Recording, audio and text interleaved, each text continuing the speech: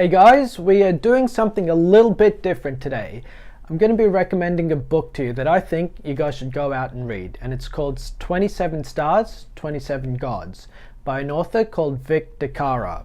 And the really cool thing about this book is that it tells you all about the nakshatras, which are the stars that form each zodiac sign.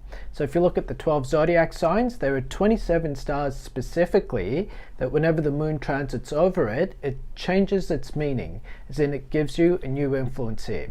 So if you think of a lunar month as going for 27 or 28 days, you can see why each one specific star is going to influence you.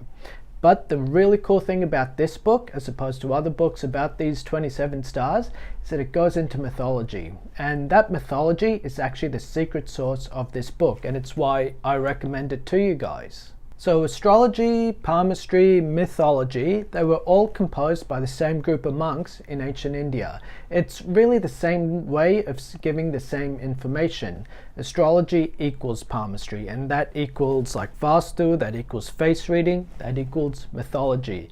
And so this book that combines astrology with mythology, you can actually use in palmistry to better your understanding of the different palmistry symbols that are on your hand. So let me actually give you guys an example of this. So if you look at your pinky finger, some people will have this symbol over here, and that's known as a crocodile. And basic palmistry will teach you that the crocodile symbol generally will give you happiness, but on this specific part of the hand, it will give you happiness from other people. So if we look into this in terms of astropalmistry, the pinky finger, that's got Libra, Scorpio, and Sagittarius on it.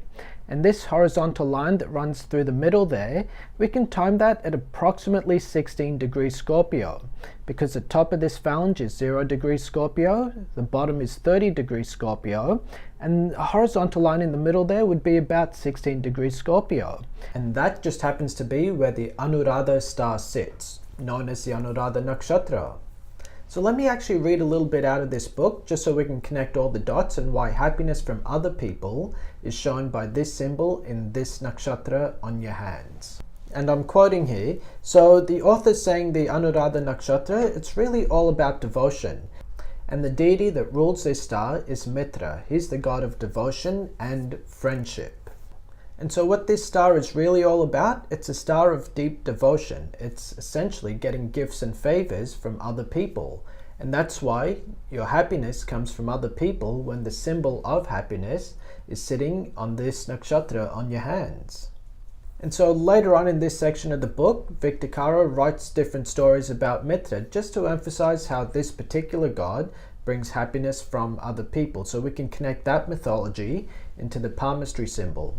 See, generally speaking, it's all well and good to say that a symbol has a specific meaning, but it always gives a variation on different parts of the hand. Just as when a planet orbits into a particular zodiac sign, it changes its flavor up a little bit, and these palmistry symbols are very much the same.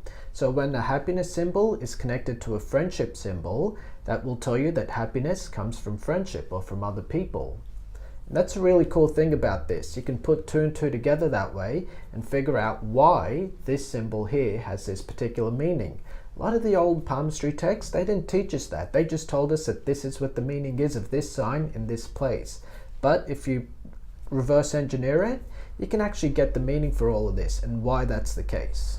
But how's this symbol formed and why is it important? So if we look at this from a palmist perspective, we can see those four legs of the crocodile, or what we would call the crocodile, the two branches for its mouth, and then the one long line for its body. It's duality, 4 turning into 2, turning into 1. And the ancients that came up with palmistry, whenever they saw this symbol here, they would know that this nakshatra is strong. You're splitting duality. In other words, you're splitting your focus into lots of different areas. And they look at this whole cluster of lines and they would say, well, that kind of looks like a crocodile, so we'll just call it a crocodile. And I do need to make a confession here. When I wrote my book on the Dictionary of Indian Palmistry Symbols, I did want to include a lot of mythology into it, but I just put a little snippet in there.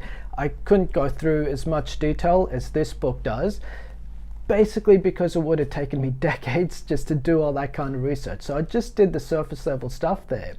Luckily, someone else has gone out of their way to put all of that mythology together.